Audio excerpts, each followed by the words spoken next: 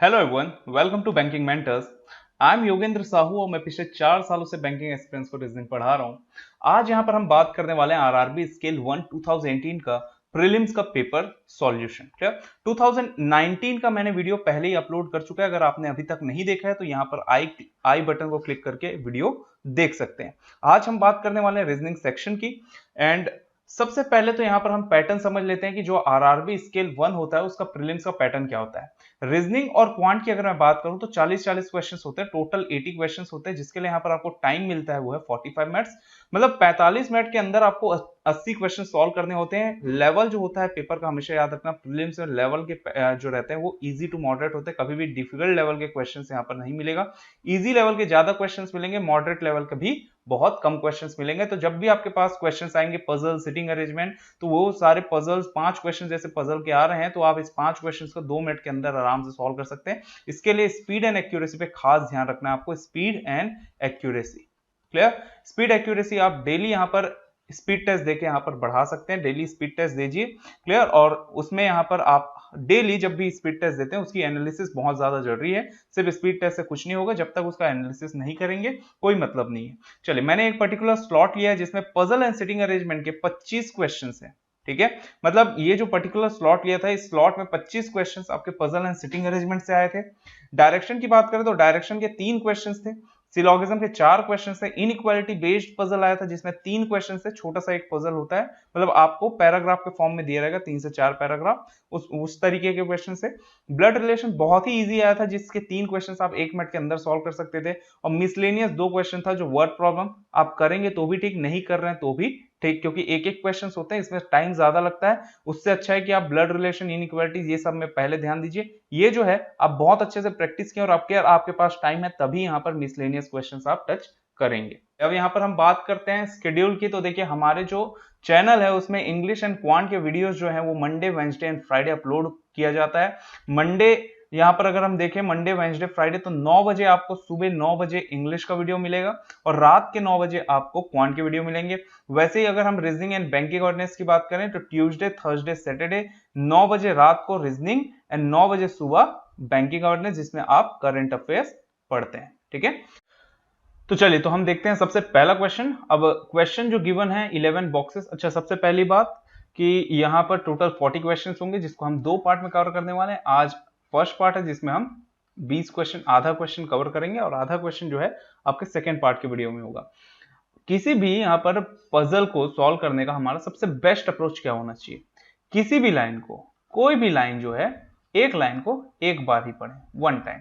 किसी भी लाइन को जब आप एक बार में ही पढ़ लेते हैं, अब उससे क्या होगा, या तो उसको सॉल्यूशन जो हमारा रहेगा उसमें पुट कर लेंगे या फिर हम उसका हिंट बना लेंगे। तो उससे क्या होगा, किसी भी लाइन को हमको दोबारा पढ़ने की जरूरत नहीं पड़ेगी। और जब भी किसी भी लाइन को आपको दोबारा पढ़ने की जरूरत नहीं पड़ेगी, इसका यह मतलब हो कि आपकी स्पीड जो है वो इंक्रीज हो जाएगी।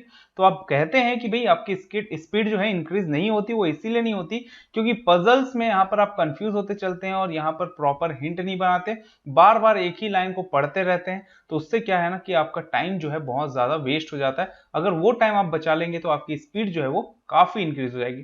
चलिए, यहां पर लिखा है box G is kept at 5th position from the top. अब देखिए, टोटल 11 बॉक्स दिए हैं, A to K are kept one above the other, एक के ऊपर एक है। और यहां पर लिखा है box G is kept at 5th position from the top.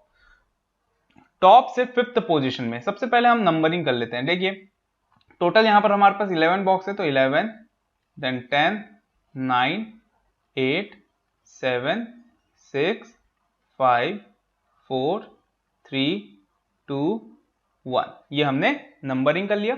चलिए, अब यहां पर क्या लिखा है, box G is kept 5th position from the top. Top से 5th पोजीशन, तो देखिए टॉप से फर्स्ट में कौन सा होगा, 11th में। क्लियर? और सबसे बॉटम में क्या है, 1। तो टॉप से 5th मतलब क्या हो गया, फर्स्ट हो गया 11, देन 10, देन 9, देन 8, देन 7। तो जी को हमको कहां रखना पड़ेगा, 7th नंबर पे। तो यहां पर हम रख लिए जी को। फिर लिखा 2 boxes are kept between G and H. अब देखिए, जी और एच के बीच में 2 बॉक्स है। एच जो है ऊपर भी आ सकता है, एच जो है नीचे भी आ सकता है। तो जी जो है 7th में है, तो एच जो है वो 10 में भी हो सकता है और एच जो है वो कहां हो सकता है, आपके 4th नंबर में भी हो सकता है। तो देखिए, एच को यहां भी रख सकते हैं, एच को यहां भी रख सकते हैं। बट आगे क्या लिखा है, box D is kept just above box H. अगर H यहां हुआ तो D जो है उसके जस्ट ऊपर यहां पर आ जाएगा। अब देखिए इसको हम अलग अलग केसेस ले लेते हैं, एक साथ ही सॉल्व नहीं करते। तो एक काम करेंगे, G को यहां पर रख लिया और H को इस केस में फोर्थ में रख लिया, और यहां पर D कहां आ जाएगा, तो इस केस में फिफ्थ में। तो H को मैं यहां से हटा देता हूं। क्लियर, दो केसेस ले लिया। अब यहां पर क्या लिखा है देखिए, there are as many boxes above D as below B। इसका मतलब क्या हुआ, D के ऊपर और B के नीचे सेम नंबर ऑफ बॉक्सेस, यही बोलना चाह रहा है। क्लियर, D यहां पर लिखा है there are as many boxes above D as below B। तो B के नीचे मान लो X नंबर ऑफ बॉक्स है, तो D के ऊपर X नंबर ऑफ बॉक्स हो जाएंगे। अब अगर फर्स्ट केस की बात करें, देखिए D के ऊपर कितने हैं, 0, तो B के नीचे भी 0 होना चाहिए, मतलब फर्स्ट में B कहां आएगा, 1 में। और सेकंड की बात करूं तो देखिए D के ऊपर कितने बॉक्स है, तो अगर आप काउंट करेंगे 6 7 8 9 10 11, तो टोटल कितने बॉक्स हो गए, 6। क्लियर, सॉरी कितने हो गए यहाँ पर, D के ऊपर 1 2 3 4 5 6, तो D के ऊपर कितने हो गए, 6 हो गए। तो इसका यह मतलब हुआ कि B के नीचे कितने होने चाहिए, 6। अब देखिए B के नीचे 6 होना चाहिए, इसका मतलब B को मुझे 7th में रखना पड़ेगा, और 7th में कौन है ऑलरेडी, G। तो B यहां आ नहीं पाएगा, अब B यहां आएगा नहीं तो B के नीचे 6 हो नहीं पाएंगे, इसलिए सेकंड केस मेरा कैंसिल आउट हो गया। मतलब इसका मतलब हुआ कि ये फर्स्ट केस जो है वो मेरा सही होता है, दिख रहा है। अब देखिए यहाँ पर जब केसेस बनाते हैं ना, तो बहुत आसानी से क्वेश्चन सॉल्व हो जाता है, केसेस भी यहाँ पर एलिमिनेट हो जाएंगे। अब बहुत आसानी से ऐसे क्वेश्चन सॉल्व कर सकते हैं, कंफ्यूज नहीं होंगे। फिर इसके बाद फिर लिखा है 5 boxes are kept between F and K। अब F और K के बीच में 5 बॉक्स है, which is kept eight one of the position below G। अब ये जो विच है ये किसके लिए, तो हु हुज हुम विच जो भी रहता है वो सबसे पहले उसके पहले वाले एलिमेंट के लिए रहता है, जस्ट उसके पहले। इसका मतलब ये हुआ कि F और K के बीच में 5 बॉक्सेस हुआ। अब देखो एक किसी भी लाइन को हमको दोबारा नहीं पढ़ना है, तो मैं क्या करूंगा, हिंट बनाऊंगा। तो हिंट में क्या लिखूंगा, F और K के बीच में 5 बॉक्स है, बट F और K में से कौन ऊपर है कौन नीचे यहां पर नहीं पता, तो F और K के बीच में 5 है। और लिखा है कि K जो है वो B के नीचे है, तो सेकंड हिंट बनेगा कि B के, सॉरी यहां पर लिखा है G के नीचे, तो G के नीचे कहीं ना कहीं कौन आएगा, K आएगा। इमीडिएट तो नहीं लिखा है, बट कहीं ना कहीं G नीचे आएगा। और आगे क्या लिखा है, box A is kept eight one of the position above box F। A जो है वो F के ऊपर है कहीं ना कहीं, तो तीसरा हिंट मेरा ये बनेगा, जो A है वो F के ऊपर कहीं ना कहीं होगा। अब ये तीनों हिंट को अगर हम जोड़ दें तो किस तरीके से यहां पर इसको देखेंगे, देखिए F और K के बीच में 3 बॉक्सेस हैं। क्लियर, अब और ये भी है कि K जो है G के नीचे होगा, और F के ऊपर कहीं ना कहीं A है। अब देखो G के नीचे कहीं ना कहीं K होगा, तो 6 5 4 3 2 कहीं भी हो सकता है। क्लियर, और F की अगर मैं बात करूं, देखिए अब F के ऊपर जो है एक पर्सन है, यहां पर अगर हम देखें, सॉरी एक बॉक्स है F के ऊपर कहीं ना कहीं A आना चाहिए। इसका ये मतलब हुआ कि F को मैं 9 में नहीं रख पाऊंगा। ध्यान से समझना, F को मैं 9 में क्यों नहीं रख पाऊंगा, क्योंकि अगर F को 9 में रख दिया तो उसके ऊपर A कहीं पर भी नहीं आएगा, तो इसका मतलब F को मैं 9 में नहीं रख पाऊंगा। चले अगर मैं F को 8 में रख दूं, तो F और K के बीच में 5 बॉक्स होने चाहिए, तो एक 7 6 5 4 3, ये 5 बॉक्स आ गए इसके बीच में, और K जो है वो सेकंड नंबर बॉक्स हो जाएगा। अब G के नीचे कहीं ना कहीं K आना चाहिए था, वो आ चुका है। इसका यह मतलब हुआ कि F को और तो कहीं हम रख ही नहीं पाएंगे, 9th में रख नहीं सकता, 8th में आ गया, 7th में नहीं रख पाऊंगा क्योंकि G है, 6th में नहीं रख पाऊंगा क्योंकि यहाँ पर 5 बॉक्सेस बीच में नहीं आएगा, तो F जो है वो 8 में रहेगा, K जो है वो 2 में रहेगा, और F के ऊपर कहीं ना कहीं A है। थर्ड यहाँ जो मेरा हिंट है, F के ऊपर कहीं ना कहीं A है, उसको मैं पुट कर लूंगा, तो यहाँ पर A को रख लिया। अब देखिए यहां पर हमने दोबारा किसी लाइन को नहीं पढ़ा, और ये हिंट बना के उसको यहां पर हम प्रॉपर्ली पुट कर लिए। अब पुट अप हो गया भाई। अब क्या लिखा है, only one box is kept between box G and box C। G और C के बीच में सिर्फ एक बॉक्स है, तो G जो है 7 में है, तो C ऊपर आ नहीं पाएगा, तो यहां पर नीचे रखेंगे, तो C जो है वो 5th नंबर बॉक्स हो जाएगा। आगे लिखा है box I is kept above E but not just above E। E के जस्ट ऊपर नहीं है, बट E के ऊपर कहीं ना कहीं I आएगा।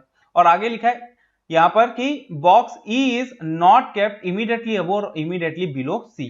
C के ऊपर और C के जस्ट नीचे E नहीं है, तो देखिए 6 में आ नहीं पाएगा E, 4th में E नहीं आ पाएगा, तो एक ही बचा, तो वो है 3rd में। अब 3rd में अगर E आ गया तो 4th में I नहीं आ पाएगा, क्योंकि I उसके ऊपर है बट इमीडिएट ऊपर नहीं है, इसलिए I को 6 में रख देंगे, और जो बच गया J वो आ जाएगा 4th में। तो बहुत कम समय में ऐसे क्वेश्चंस आप सॉल्व कर सकते हैं। ऐसे क्वेश्चंस के लिए 2 मिनट उससे ज्यादा यहाँ पर समय नहीं लगेगा। और मैं हवे में बात नहीं कर रहा हूं कि 2 मिनट में क्वेश्चन जो है वो सॉल्व नहीं हो सकता, बिल्कुल हो सकता है 2 मिनट के अंदर, और 2 मिनट से कम समय में भी आप सॉल्व कर सकते हैं। अगर 2 मिनट देखें तो 120 सेकंड होते हैं, 120 सेकंड में ऐसे क्वेश्चन आप आराम से सॉल्व कर सकते हैं। क्लियर? चलिए पहला क्वेश्चन देखते हैं। What is the position of box I लिखा है, आई का पोजीशन बताना है। देखिए भाई ये आई 6 नंबर पे है, ठीक है। आई का पोजीशन अगर हम देखें तो ये मुझे दिख रहा है 6 फ्रॉम द बॉटम और 6 फ्रॉम द टॉप। तो बॉटम से भी 6 नंबर पे है और टॉप से भी 6 नंबर पे है। तो चलिए आप देखते हैं कौन सा यहाँ पर ऑप्शन दिख रहा है मुझे। तो अगर हम देखें तो ऑप्शन दिख रहा है मुझे D, 6 from the bottom. Next है how many boxes are kept between E and H, E और एच के बीच में कितने बॉक्सेस हैं। ये है ई, आपका ई ये है थर्ड में, और एच कहां है तो ये है 10 में। 3 और 10 के बीच में कितने बॉक्सेस आएंगे, तो यहाँ पर टोटल आएंगे बीच में 6 बॉक्स। तो आप काउंट कर लीजिए टोटल 6 बॉक्सेस आएंगे इनके बीच में, इसलिए ऑप्शन जाएगा B, 6 box. Next, which of the following statement is true regarding J, J के रिस्पेक्ट में हमको बताना है, ठीक है। यहाँ पर है is 7th from the bottom, क्या 7th है बॉटम से, तो 7th नहीं है बॉटम से, 7th बॉटम से सी है। सेकेंड है बॉक्स के is placed just above J, J के ऊपर के है क्या, तो जे के जस्ट ऊपर क्या है सी। क्लियर? तो ये भी नहीं है। फिर लिखा है only 2 boxes are kept between box B and box J, J और बी के बीच में 2 बॉक्सेस हैं, ठीक है। ये बी और ये हो गया जे, जे और बी के बीच में 2 बॉक्सेस दिख रहे हैं ई और के, इसलिए ये सही हो जाएगा, मतलब यहां पर जाएगा हमारा option C. Next, which of the following represent boxes kept between A and I, A और आई के बीच में कौन से बॉक्सेस रखे गए हैं, यहाँ पर ऑप्शन दे दिए। चलिए ए और आई देखते हैं, ये है ए और ये हो गया आई, इनके बीच में क्या क्या दिख रहा है एफ और जी। तो यहाँ पर मेरा ऑप्शन एफ और जी कहां दिख रहा है, तो है ऑप्शन सी, इसलिए यहाँ पर टिक कर देंगे। Which of the following box is kept just above box B, B के जस्ट ऊपर कौन सा बॉक्स है, तो बी कहां है ये फर्स्ट में, और उसके जस्ट ऊपर क्या दिख रहा है मुझे के, तो ऑप्शन क्या टिक कर दूंगा मैं यहाँ पर ऑप्शन बी। बहुत कम समय में ऐसे क्वेश्चंस आप सॉल्व कर सकते हैं। चलिए नेक्स्ट क्वेश्चन देखते हैं। अब देखिए नेक्स्ट क्वेश्चन यहाँ पर हमारा क्या है, तो वह डायरेक्शन से क्वेश्चन है। अब डायरेक्शन से क्वेश्चन दिया है, यहां पर लिखा है point B is 14 meter east of A. अब नॉर्थ साउथ तो आपको पता ही होगा, एक बार फिर से डिस्कस कर लेते हैं। यहां याद रखना हमेशा कोई भी सा एक पॉइंट ले लीजिए, उस पॉइंट से अगर ऊपर की तरफ जा रहे हैं मतलब नॉर्थ, नीचे की तरफ जा रहे हैं तो साउथ, और उस पॉइंट से आप लेफ्ट की तरफ जा रहे हैं, जो हमारा लेफ्ट है वो हो जाएगा, आप बोलेंगे उसको वेस्ट, और जब आप राइट की तरफ जाएंगे तो उसको हम बोलेंगे अपना ईस्ट। तो जो आपका राइट हैंड है वो ईस्ट के लिए है, जो आपका लेफ्ट हैंड है वो वेस्ट के लिए है। अगर ऊपर की तरफ जा रहे हैं मतलब नॉर्थ, और नीचे की तरफ जा रहे हैं तो साउथ, बस इतना याद रखना है। Clear? Point B is 14 meter east of A के ईस्ट में कौन है बी, तो ए जहां भी रहेगा उसके ईस्ट, इसका मतलब उसका राइट, तो उसके राइट में कौन है बी, तो यहां पर मैं बना लिया बी, और इन दोनों के बीच का डिस्टेंस कितना है 14 मीटर। क्लियर? तो ए और बी के बीच में 14 मीटर डिस्टेंस होगा। आगे लिखा है point C is 9 meter of point B, तो पॉइंट सी जो है 9 मीटर है बी के 9 मीटर नॉर्थ में, मतलब 9 मीटर ऊपर होगा। तो बी से ऊपर की तरफ एक लाइन खींचा और यहां पर मैं बैठा लूंगा सी को, और देखेंगे तो इनके बीच का डिस्टेंस क्या है 9 मीटर। बहुत छोटी छोटी चीजें हैं जो आपको बहुत ध्यान से यहां पर सॉल्व करना है क्वेश्चन, अभी करते चलेंगे तो मैं बताते जाऊंगा कौन कौन सी बातें आपको ध्यान रखनी है। फिर लिखा है point D is 12 meter east of point C, C के ईस्ट में, सी के ईस्ट में मतलब क्या हुआ सी के राइट में कितना 12 मीटर। सी से हम फिर राइट की तरफ चलेंगे 12 मीटर ईस्ट की तरफ, ये हो गया सी, और यहां पर मैं रख लिया डी, और इनके बीच का डिस्टेंस क्या हो गया 12 मीटर। फिर क्या लिखा हुआ है देखिए, point E is 15 meter south of point D, point E 15 meter south है डी के साउथ है मतलब डी के नीचे। अब डी के नीचे ई है कितना 15 मीटर। अब एक चीज याद रखें, ये जो बी है, अगर मैं यहां से एक लीनियर लाइन खींच लूं, एक लाइन खींच लूं, और यहां से डी से अगर मैं इस लाइन को कनेक्ट कर दूं, तो ये डिस्टेंस कितना होना चाहिए 9 मीटर। क्लियर? क्योंकि यहां से यहां तक का जो भी डिस्टेंस होगा ये 9 मीटर होगा, और डी से मुझे कितना जाना है 15, तो इसका मतलब ये हुआ कि ये 9 मीटर, और यहां से और कितना जाना पड़ेगा 6, तो ये टोटल डिस्टेंस कितना हो जाएगा 15। तो ये सारी बातें आपको ध्यान रखना है, और ये सारे जो मैं कर रहा हूं 9, 6 ये सब आपको करते हुए चलना है, ताकि कंफ्यूजन ना हो बाद में, और क्वेश्चंस बहुत आसानी से आप सॉल्व कर सके। तो यहां पर क्या आ जाएगा, डी के नीचे ई है, तो यहां पर आ जाएगा ई। फिर लिखा है next, point F is 30 meter west of point E, F जो है 30 मीटर वेस्ट में है ई के, ई के वेस्ट में मतलब ई के लेफ्ट में, तो ई के लेफ्ट में 30 मीटर। अब देखिए यहां से यहां तक अगर आप देखें सी से डी का डिस्टेंस कितना है 12 मीटर, ये डिस्टेंस भी कितना हो जाएगा 12 मीटर। मतलब अगर मैं बी से एक लाइन खींच लूं नीचे की तरफ और इस लाइन को मैं ई से जोड़ दूं तो ये डिस्टेंस कितना होना चाहिए 12 मीटर। मुझे टोटल कितना चाहिए 30 मीटर। क्लियर, एफ जो है वो ई के वेस्ट में मतलब लेफ्ट साइड है, तो ये हो गया 12। ठीक है, अगर ए से बी तक का डिस्टेंस देखें ये डिस्टेंस, तो ये टोटल कितना है 14, तो 12 प्लस 14 कितना हो गया 26। मतलब 30 जाना है तो मुझे और कितना जाना पड़ेगा 4, तो यहां से मुझे और 4 मीटर जाना पड़ेगा। तो देखिए यहां पर जब टोटल करेंगे इसका तो ये हो जाएगा 30, 12 प्लस 14 प्लस 4, मतलब यहां पर कौन आएगा तो यहां पर आ जाएगा एफ। तो ये सारी बातें आपको ध्यान रखते चलना है।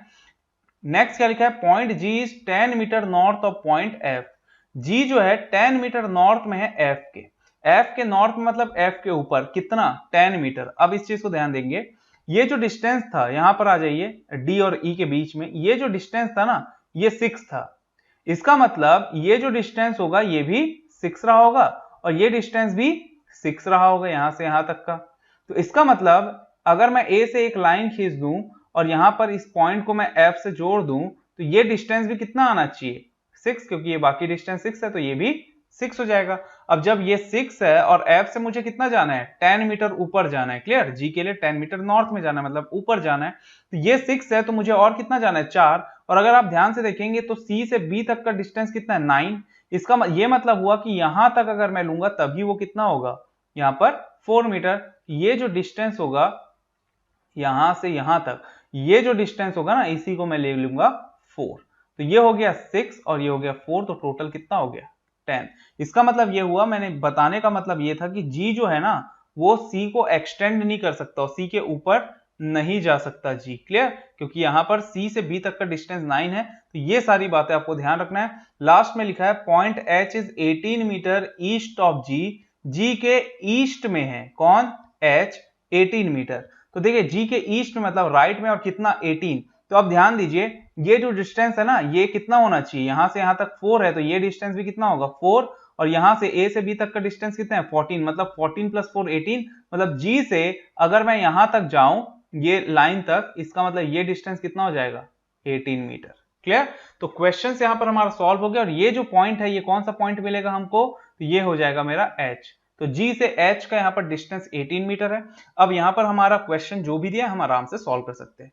लिखा है if point X is 6 meter south of point A then which point is at shortest distance from X. अगर एक्स जो है ए के साउथ में 6 मीटर, तो यहाँ ए है, ए से साउथ 6 मीटर नीचे अगर जाओगे तो ये पॉइंट मिलेगा हमको। क्लियर, ये पॉइंट क्या हो जाएगा एक्स। अगर ये x है तो शॉर्टेस्ट डिस्टेंस में कौन दिख रहा है, कौन सा पॉइंट f दिख रहा है मुझे 4 मीटर, बाकी सब तो दूर दूर है, इसलिए ऑप्शन क्या जाएगा c। नेक्स्ट है what is the distance of point c from point h, c से h तक का डिस्टेंस, ये है c। क्लियर, कलर चेंज कर लेते हैं बहुत अच्छे से समझ में आएगा। ये है आपका c और ये है h, ये जो पॉइंट है ना ये h, इनका डिस्टेंस कितना होगा, तो देखिए ये जो डिस्टेंस है ये 4 है, ये टोटल डिस्टेंस था 9, ये डिस्टेंस कितना हो जाएगा 5, तो ऑप्शन क्या आ जाएगा बी 5 मीटर। नेक्स्ट है point B is in which direction with respect to F, F के रिस्पेक्ट में बी कौन से डायरेक्शन में है, ये है एफ और ये है बी। अगर एफ से यहां पर बी जाएंगे तो ये कौन सा डायरेक्शन होगा, तो ये डायरेक्शन जो होगा तो ये हो जाएगा एफ से अगर जाओगे ऊपर की तरफ तो नॉर्थ, और यहां पर इधर अगर जाओगे तो ये हो जाएगा ईस्ट, और उसके बीच से कोई भी सा लाइन गुजरे उसको बोलते हैं नॉर्थ ईस्ट। तो ऑप्शन क्या जाएगा यहाँ पर north east, option D. Clear, तो होप सो ये सारी चीजें आपको समझ में आई हो। तो ऐसे यहाँ पर आपको जब भी डायरेक्शन के क्वेश्चंस आएंगे आप ऐसे अगर सॉल्व करते हो, पहले से ही ये सारी चीजें आप क्लियर करते हुए चलते हो तो कंफ्यूजन नहीं होगा और आप बहुत कम समय में ऐसे क्वेश्चन सॉल्व कर सकते हैं। चलिए अब हम देखते हैं 9 to 13। अब ये सिटिंग अरेंजमेंट से क्वेश्चन यहाँ पर लिखा है 8 person A to H are sitting around a circular table such that 5 of them are facing towards the center and rest are facing away from the center। 5 जो हैं वो अंदर की तरफ देख रहे हैं। क्लियर, 5 लोग अंदर की तरफ देख रहे हैं और जो बाकी हैं तो बचे कितने 3 जो सेंटर से बाहर की तरफ देख रहे हैं। अब एक चीज याद रखेंगे, कोई भी पर्सन सेंटर की तरफ देखता है, कोई भी पर्सन सेंटर की तरफ देखता है, इसका यह मतलब हुआ कि इसका लेफ्ट क्लॉकवाइज और राइट एंटी क्लॉकवाइज। क्लियर, तो ये हमेशा याद रखेंगे, जो लेफ्ट होगा वो क्लॉकवाइज रहेगा और जो राइट होगा वो एंटी क्लॉकवाइज रहेगा सब में। और अगर कोई पर्सन बाहर की तरफ देख रहा है तो उसका जस्ट ऑपोजिट हो जाएगा। ये सब बातें आपको पता होना चाहिए। तो ये हो जाएगा आपका राइट और ये हो जाएगा लेफ्ट। जो क्लॉकवाइज है अब राइट हो जाएगा और जो लेफ्ट है वो एंटी क्लॉकवाइज हो जाएगा। बस अपने आप को एज्यूम करो, कोई भी पर्सन आप यहां पर बैठे और सेंटर की तरफ देख रहे हो तो आपका लेफ्ट क्या रहेगा, यही है आपका लेफ्ट और ये हो जाएगा आपका राइट। सेम चीज यहां पर भी, अगर आप बाहर की तरफ देख रहे हो, ठीक है, चेयर ऑपोजिट करने की जरूरत नहीं, आप बस ये एज्यूम कर लो अगर आप बाहर की तरफ देख रहे हो तो आपका राइट और लेफ्ट जो है वो रिवर्स हो जाएगा। बस इतनी बातें आपको याद रखना है। अब 8% बैठे तो मैं क्या करूंगा, यहाँ पर 4 लाइन खींच देता हूं ताकि कंफ्यूजन ना हो, सर्कल वर्कल बनाने की हमको जरूरत नहीं है। 4 लाइन खींच दिए यहाँ पर। अब देखो 8% बैठे हैं, लिखा है फर्स्ट यहां से स्टार्ट हो रहा है क्वेश्चन कि 3 person are sitting between F and H, who is facing the centre. ये हु किसके लिए, एच के लिए, मतलब एच सेंटर की तरफ देख रहा है तो यहाँ पर एच सेंटर की तरफ और एफ और एच के बीच में 3 लोग हैं, ठीक है। 8% जब होते हैं तो उनके बीच में अगर 3 है इसका मतलब ये हुआ कि दोनों एक दूसरे के ऑपोजिट बैठे होंगे, ठीक है। तो एफ और एच के बीच में 3, इधर से भी 3, इधर से भी 3, कहीं से भी देख सकते हो। फिर लिखा है C is second to the right of F and faces opposite direction of F. C जो है एफ के ऑपोजिट देख रहा है और सेकेंड राइट बैठा है एफ के। अब एफ कहां देख रहा है, अंदर की बाहर नहीं पता, तो हम एक केस लेंगे जिसमें एफ को अंदर की तरफ देखेगा और एक केस और ले लूंगा मैं, एक केस और ले लेते हैं। देखिए जब आप केसेस बनाते हैं ना बहुत कम समय में क्वेश्चन सॉल्व होता है, कंफ्यूजन नहीं होती है, फिर क्लियर, बहुत जल्दी ऐसे केसेस यहां पर आप क्वेश्चन सॉल्व कर सकते हो जब केस बनाएंगे। तो इस केस में मैं एफ को कहां रख लूंगा, बाहर की तरफ। तो इस फर्स्ट केस में अंदर देख रहा है, ये फर्स्ट केस है, क्लियर, और ये सेकेंड केस है जहां वो कहां देख रहा है, अंदर की तरफ, क्लियर, सॉरी बाहर की तरफ। अब यहां पर लिखा है कि सी जो है वो सेकेंड राइट है एफ के।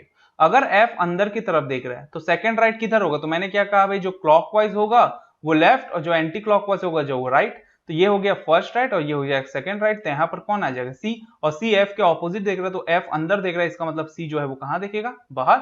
सेकंड केस की बात करें तो एफ के सेकंड राइट, ये फर्स्ट राइट ये सेकंड राइट, यहाँ पर आ जाएगा सी, एफ बाहर देख रहा है तो सी कहां देख रहा होगा, अंदर। नेक्स्ट क्या लिखा हुआ है, A sits third to the left of C, A C के थर्ड लेफ्ट में बैठा है। अब देखिए फर्स्ट केस की बात करें तो सी बाहर देख रहा है, बाहर देख रहा है तो इसका लेफ्ट जो होगा वो क्या हो जाएगा आपका एंटी क्लॉकवाइज, ये हो जाएगा फर्स्ट लेफ्ट, ये सेकंड लेफ्ट और ये हो जाएगा थर्ड लेफ्ट। यहाँ पर कौन आ जाएगा, ए। और इस केस में सी कहां देख रहा है, अंदर की तरफ, थर्ड लेफ्ट में हमको किसको रखना है, ए को। तो ये फर्स्ट लेफ्ट, ये हो जाएगा आपका एच सेकंड लेफ्ट और थर्ड लेफ्ट हो जाएगा एच के जस्ट बगल में, यहाँ पर हम रख देंगे ए को, क्लियर। चलिए अब आगे क्या लिखा है, G is one of the neighbour of E। इसका मतलब हुआ कि G और E एक दूसरे के नेबर है, G और E एक दूसरे के नेबर। अब देखो इसको मैं पुट कहां कर सकता हूं, देखिए G और E एक दूसरे के नेबर है, इसका ये मतलब हुआ F और C के बीच में G और E नहीं आ पाएंगे और H और C के बीच में भी G और E नहीं आ पाएंगे। तो G और E के लिए सिर्फ 2 जगह है, G अगर यहां पर आएगा तो E यहां आएगा और अगर यहां पर E है तो यहां पर G है। होप सो ये चीज समझ में आया हो, क्योंकि G और E यहां पर क्यों नहीं आ पाएंगे, क्योंकि यहां पर G और E साथ यहां पर नहीं आ पाएंगे, ना ही यहां पर आ पाएंगे। सेकंड केस की बात करूंगा तो भी F और C के बीच में और H और C के बीच में G और E को नहीं रख पाऊंगा, इसलिए G और E, अगर G यहां पर है तो E ऊपर और अगर यहां पर E है तो G ऊपर, क्लियर। ये चीज होप सो ये चीज समझ में आया हो। चलिए नेक्स्ट यहां पर क्या लिखा है, 2 person sits between G and B, G और B के बीच में 2 लोग हैं और लिखा है B is not the neighbour. Who is not the neighbour मतलब ये B जो है वो किसका नेबर नहीं है, H का। चलिए भाई B H का नेबर नहीं है तो फर्स्ट केस में यहां पर क्रॉस कर दिया मैं B को और यहां पर H का नेबर, यहां पर भी मैं B को क्रॉस कर दिया। अब G और B के बीच में 2 पर्सन है। अब देखिए G यहां पर है, अगर फर्स्ट केस में यहां पर लूं G को तो G और B के बीच में 2 पर्सन कब होंगे, जब एक, अब देखिए यहां पर अगर G है तो B को या तो C के प्लेस में होना चाहिए था बट यहां पर नहीं आ पाएगा, और अगर G के नीचे देखूं तो यहां पर H है तो इसका मतलब G यहां पर नहीं है। अगर G को यहां बैठाऊंगा तो B के लिए प्लेस नहीं बच रहा है तो इसका मतलब G यहां नहीं है, तो G यहां नहीं है इसका मतलब E यहां नहीं होगा।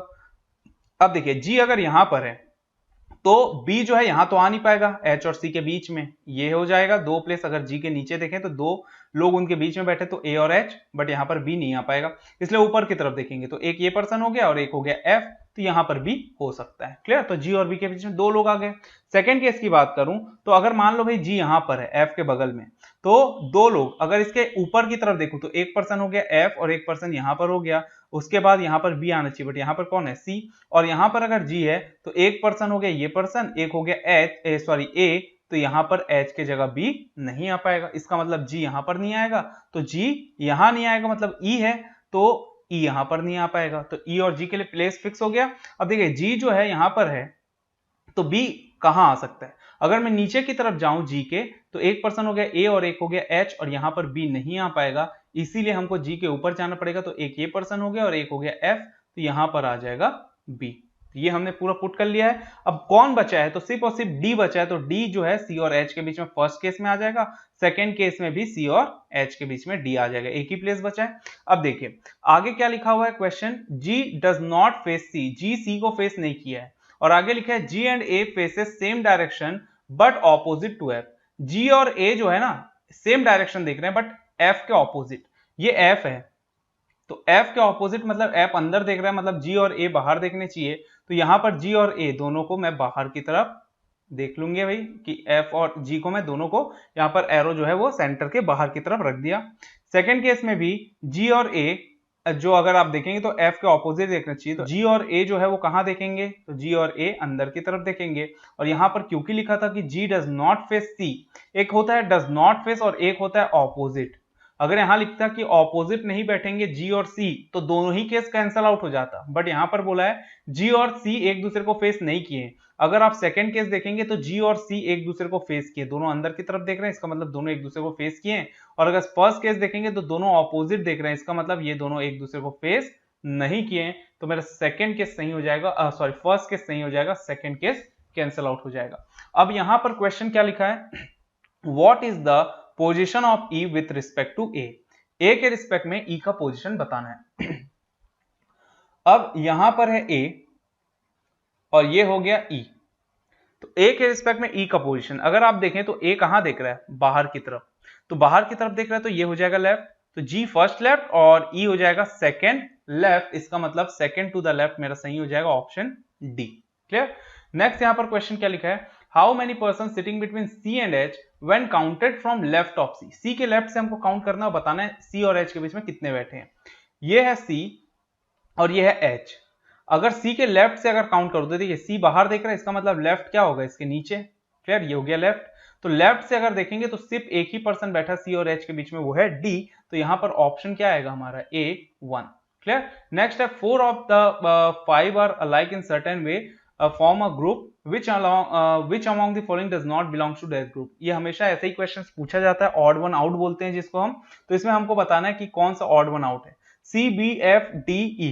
अब देखिए C अगर हम देखें तो C जो है वो बाहर की तरफ देख रहा है, D देखें, अब देखो यहां पर पहले तो हम पुट कर लेते हैं, देखिए C जो है वो कहां देख रहा है, बाहर की तरफ, A दिख रहा है बाहर की तरफ, G देख रहा है बाहर की तरफ, और हमको पता है सिर्फ 3 लोग बाहर की तरफ देख रहे हैं, इसका ये मतलब हुआ कि 5 लोग अंदर की तरफ देख रहे हैं, तो बाकी जो हैं वो कहां देखेंगे, अंदर की तरफ, तो B और D दोनों कहां देखेंगे, अंदर की तरफ। अब यहां पर हम क्वेश्चन सॉल्व करते हैं, तो यहां पर हमको बोला है कि कौन सा अलग है, तो C B F, अगर मैं देखूं C बाहर देख रहा है, B जो है वो अंदर देख रहा है, F अंदर देख रहा है, D अंदर देख रहा है, ठीक है। और क्या दिया है E, अगर मैं E को चेक करूं तो E जो है वो कहां देख रहा है, तो E भी अंदर की तरफ देखेगा, क्योंकि बाकी सब तो अंदर देखेंगे, 3 ऑलरेडी बाहर देख रहे हैं, तो सब के सब अंदर देख रहे हैं, सिर्फ यहां पर C जो है वो कहां देख रहा है, बाहर, तो ये अलग हो जाएगा, और बाकी सब अंदर देख रहे हैं तो ये एक ही ग्रुप के हो जाएंगे, तो कुछ इस तरीके से क्वेश्चन आता है। Next, which of the following represent immediate neighbour of G, G के इमीडिएट नेबर कौन है ये हमको बताना है। चलिए भाई, ये है G, कहां, ये है G। क्लियर। G का इमीडिएट नेबर की अगर मैं बात करूं तो कौन दिख रहा है आपको G का इमीडिएट नेबर, तो G का इमीडिएट नेबर एक तो A है और एक है E, तो A और E में से कोई एक ऑप्शन हमारा सही होगा, तो देखिए E है नहीं तो A को यहां पर टिक कर देंगे, मतलब ऑप्शन E जाएगा, बट आंसर क्या है, वो है A। नेक्स्ट है विच of the following is not true regarding F, F के रिगार्डिंग कौन सा चीज यहां पर, कौन सा ऑप्शन सही नहीं है। It faces toward the centre, तो सेंटर की तरफ देख रहा है F, बिल्कुल देख रहा है, तो F देखिए सेंटर की तरफ देख रहा है, इसका मतलब ये हो गया हमारा सही, F सेंटर की तरफ देख रहा है, सही हो गया। चले, तो ये सही है, मतलब ऑप्शन ये हम टिक नहीं कर पाएंगे। नेक्स्ट है E is immediate left of F, E जो है F के इमीडिएट लेफ्ट है, तो ये F और ये E, तो E F जो है वो अंदर की तरफ देख रहा है, मतलब इमीडिएट लेफ्ट में E आ गया, ये भी हमारा सही है, तो इसका मतलब ये ऑप्शन भी हम टिक नहीं कर पाएंगे। 2 person sits between F and D when counted from right of D. चलिए 2 person sits between F and D. अब ये एफ और ये है डी, 2 पर्सन बैठे हैं, बट क्या डी के हम लेफ्ट साइड राइट साइड से काउंट कर रहे हैं? अब देखिए अगर डी के राइट साइड से काउंट करेंगे तो डी अंदर की तरफ देख रहा है, तो इसका मतलब ये हुआ कि डी के राइट इधर होगा और ये हो जाएगा लेफ्ट। तो डी के जब लेफ्ट से काउंट करोगे ना तो फर्स्ट लेफ्ट सी हो जाएगा, सेकंड लेफ्ट बी हो जाएगा। तो एफ और डी के बीच में यहाँ पर 2 लोग रहेंगे, बट डी के जब लेफ्ट से काउंट करेंगे। बट यहाँ पर बोल रहा है डी के राइट से, मतलब ये गलत, मतलब ये जो है फॉल्स हो गया। जब फॉल्स हो गया तो यही हमारा ऑप्शन सही हो जाएगा। तो बाकी चेक करने की जरूरत नहीं, यहाँ पर हम डायरेक्ट टिक कर देंगे ऑप्शन नंबर सी। तो नेक्स्ट क्वेश्चन यहाँ पर है आपका सिलोगिज्म से। तो हमें एक क्वेश्चन जो है सिलोगिज्म से मिला। चलो यहाँ पर क्या लिखा हुआ है कि ऑल ग्रिल्स आर एरो। तो यहाँ पर हम लिख लेते हैं कि भाई ये ग्रिल जी ले लिए और पूरा का पूरा ग्रिल क्या है, तो वो है एरो। तो ग्रिल जो है पूरा का पूरा एरो में आएगा। फिर क्या लिखा हुआ है, सम हेड आर ग्रिल्स। कुछ हेड जो है वो क्या है, ग्रिल। तो ये ग्रिल और हेड इनके बीच में सम का रिलेशन होगा, तो ये ग्रिल कुछ पार्ट हेड से कनेक्ट हो जाएगा। क्लियर। फिर क्या लिखा है, सम सेल आर एरो। कुछ सेल जो है वो एरो है।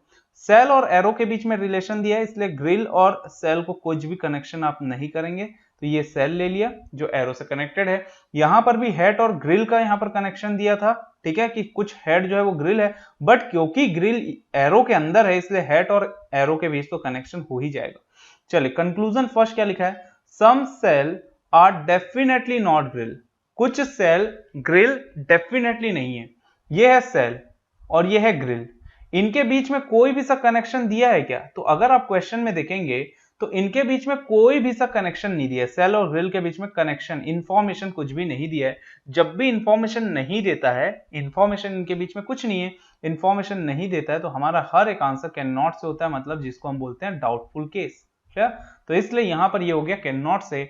नेक्स्ट है some head can never be arrow. ये भी एक डेफिनेट सेंटेंस बना रहा है कि कुछ हेड एरो डेफिनेटली नहीं है, बोलना यही चाह रहा है। कैन नेवर भी और कैन भी अलग अलग चीज होता है। कैन भी मतलब पॉसिबिलिटी और कैन नेवर भी मतलब डेफिनेटली। क्लियर। तो कैन नेवर भी, तो कुछ हेड डेफिनेटली एरो नहीं है। हमको पता है कि कुछ हेड जो है वो एरो है, बट बाकी जो हेड का पार्ट है वो एरो नहीं है, इसके बारे में इंफॉर्मेशन नहीं है।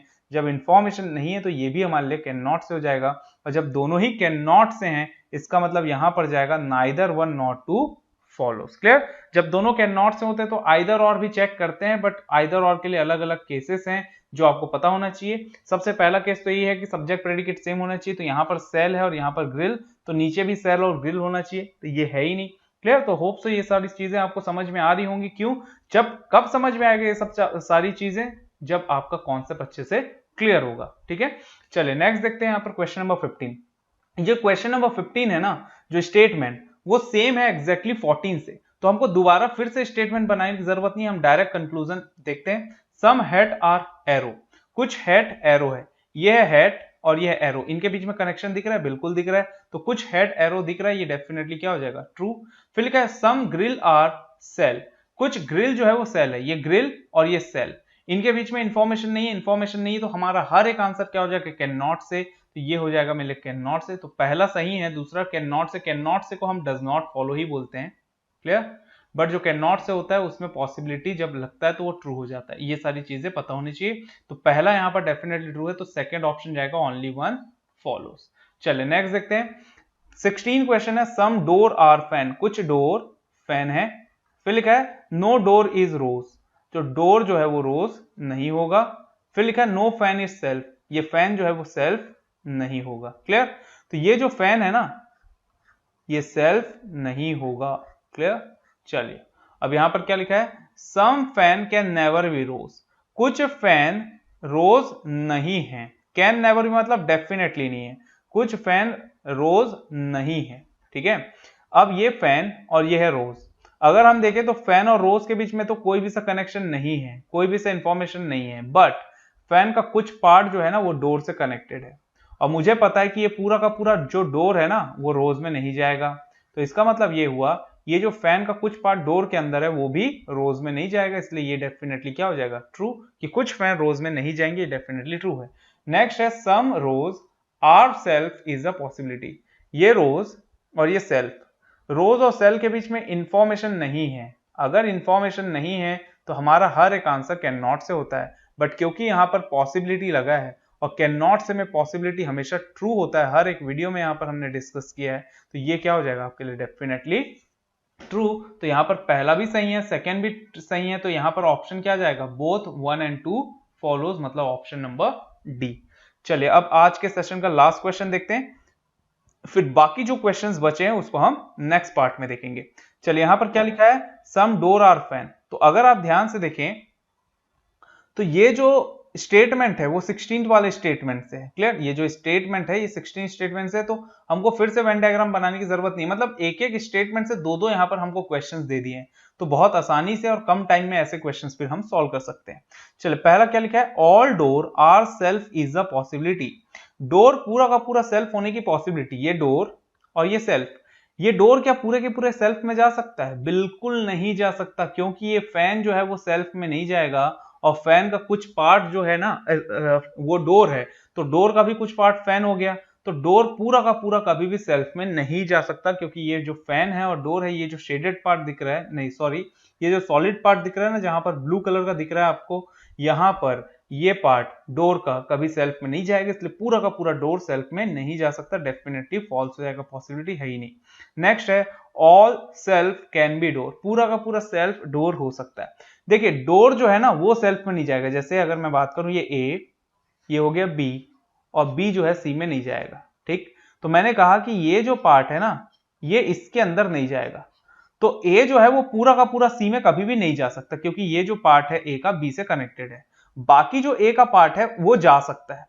और अगर मैं सी से रिलेटेड यही बात करूं कि सी जो है वो कहां आ सकता है, तो सी ए में आ सकता है, इनके बीच में इंफॉर्मेशन नहीं है, सी ए में आ सकता है, बस सी ए के ये वाले पार्ट में नहीं आ सकता, ए के बाकी पार्ट में आ सकता है, क्लियर। और सी जो है वो बी में कभी भी नहीं आ सकता, बट ए में पूरा का पूरा आ सकता है, इसीलिए सेल्फ जो है वो पूरा का पूरा डोर में जाने की पॉसिबिलिटी डेफिनेटली ट्रू हो जाएगी। तो यहां पर क्योंकि कैन भी है इसलिए ये क्या हो जाएगा ट्रू, क्योंकि can be, may be, might be, ये सब पॉसिबिलिटी के टर्म्स है, can be, may be, might be, जब भी ये सारे टर्म्स यूज होते हैं ये आपका पॉसिबिलिटी का टर्म है। तो यहां पर हमारा फर्स्ट गलत है, सेकंड ट्रू है, तो वहां पर जाएगा option B, only second follows.